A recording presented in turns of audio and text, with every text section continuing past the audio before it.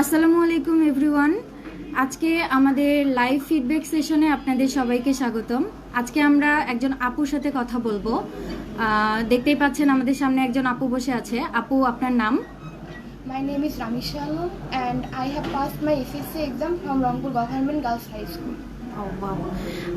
আপনি মেবি আমাদের আগের স্টুডেন্ট ছিলেন, তাই আমি না? ক্লাস 8 এ জুনিয়র 8 কোর্সটি করেছিলাম এখানে। ও, দ্যাটস ওয়ান্ডারফুল। তো আপু, আপনি ইংলিশ জুনিয়র কোর্স করেছিলেন ক্লাস 8-এ। রাইট নাও আপনি আমাদের আফটার এসএসসি ইংলিশ 8 কোর্সে আছেন, তাই তো?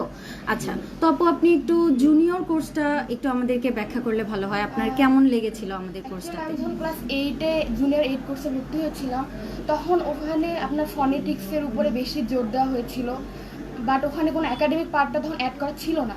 বাট আমি যখন এই এসএসসির পরে কোর্সটাতে ভর্তি হয়েছি 8 কোর্সটাতে, তখন এখানে আমরা ফনেটিক্সের পাশাপাশি আমাদের একাডেমিক যে পার্টটুকু ছিল এটি নতুন অ্যাড করা হয়েছে। সো এটা আমার মনে হয়েছে যে এটা আমাদের অনেক বেশি হেল্প করবে। জি, তো এই জন্য আর কি কোর্সটাতে ভর্তি হওয়া। আর এটাতে মেইন যেই জিনিসটা আমাদের প্র্যাকটিস ক্লাস আছে এখানে। তো আমার মনে হয় যে মেইন ক্লাসের থেকে প্র্যাকটিস ক্লাসটা আমাদের বেশি হেল্প করবে, বিকজ আমরা অনেকেই আছি যে ইংলিশ ভালো জানি বা ভালো কথা বলতে পারি, বাট মানুষের সামনে গিয়ে কথা বলতে গেলে অনেক নার্ভাস ফিল করি। তো আমরা যখন এই প্র্যাকটিস ক্লাসটা কন্টিনিউ করি তো এখানে আমাদের সামনে গিয়ে নিজেকে প্রেজেন্টেশন দিতে হয়, বা এখানে অনেক ডিবেটের ব্যবস্থা করা হয়েছে ফ্রি। তারপরে হচ্ছে আমাদের নিজস্ব পার্সোনাল মতামত আমরা শেয়ার করতে পারি সবার সামনে। তো এখানে এতটুকু করার মাধ্যমে আমরা আসলে আমাদের নার্ভাসনেসটাকে কাটিয়ে উঠতে পারছি। সো আমার মনে হয়েছে যে মেইন ক্লাসটা থেকে প্র্যাকটিস ক্লাসটা আমাদেরকে বেশি হেল্প করতেছে। Wow, that's wonderful. তো আপু, ল্যাঙ্গুয়েজ হেলথ বিডিতে আসার আগে আপনার ইংলিশ লেভেলটা কিরকম ছিল এবং আসার পরে আপনার ইংলিশ লেভেলটা? আসলে ছোটো থেকে ইংলিশ সাবজেক্টটার প্রতি আমার একটা আগ্রহ বেশি ছিল, বিকজ আমার লাইফে আসলে ডক্টর বা ইঞ্জিনিয়ার তেমন কোনো ইচ্ছা নাই। আমার একটা ইচ্ছা যে আমি ঢাকা ইউনিভার্সিটিতে ইংলিশ সাবজেক্টটা নিয়ে পড়বো, এবং এটা আমার বাবারও অনেক ইচ্ছা। তো দ্যাটস ওয়াই আমার আসলে ইংলিশটার প্রতি একটু বেশি জোর দেওয়া উচিত, এবং সেই জন্য আমি আসলে এই কোর্সটাতে ভর্তি হয়েছি। যেহেতু ফয়সাল স্যারের ক্লাস আমি এর আগেও করেছি, এবং আমার মনে হয়েছে যে এই কোর্সটা আমাকে অনেক হেল্প করবে আমার লাইফে। তো দ্যাটস ওয়াই আমি এখানে বারবারই আসি, এবং এরপরে আবার যে কোর্সগুলো থাকবে আমি সবসময় এটার সঙ্গে জয়েন থাকি। জি, অবশ্যই।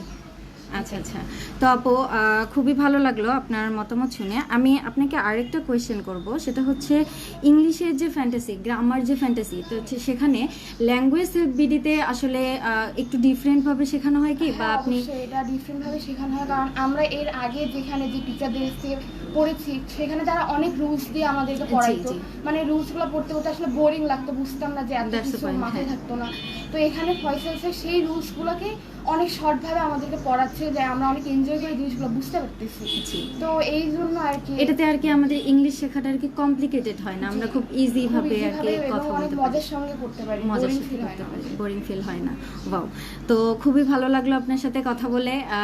তো আপু হচ্ছে আপনাকে আমি একটা লাস্ট কোয়েশ্চেন করব, সেটা হচ্ছে আপনার ফ্রেন্ড সার্কেল যারা আছে যারা এখনো ভর্তি হয়নি, বা তারা ইংলিশ নিয়ে খুব ভয় পায় বা জড়তা কাজ করে, তাদেরকে আপনি ল্যাঙ্গুয়েজ বিডি রিকমেন্ড করবেন? আর করলেও সেটা কেন করবেন?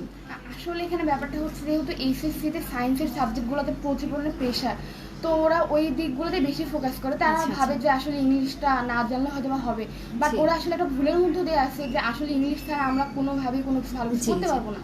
সো আমার তাদের প্রতি একটাই মতামত থাকবে যে ওরা আপাতত এই 2টা মাস অন্তত ইংলিশ এই কোর্সটাতে টাইম দিক।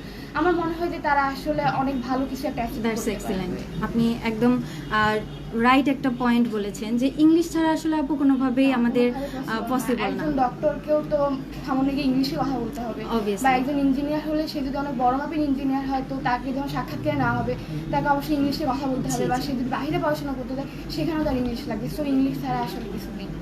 থ্যাংক ইউ আপু, অসংখ্য ধন্যবাদ। আপনার সাথে কথা বলে আমার অনেক ভালো লাগলো। আপনার সফলতা কামনা করছি। আপনার যে ঢাকা বিশ্ববিদ্যালয়ে পড়ার স্বপ্ন আছে বললেন, তো আপনি আপনার কাঙ্ক্ষিত লক্ষ্যে পৌঁছান এই কামনা করছি। তো ভিউয়ার্স, আজকে এই পর্যন্তই। আপনারা সবাই ভালো থাকবেন, এবং আপনারা যারা আমাদের দেখছেন,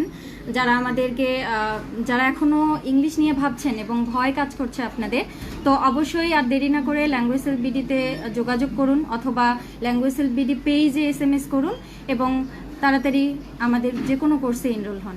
থ্যাংক ইউ, দেখা হবে পরবর্তী কোনো ভিডিওতে। আল্লাহ হাফিজ।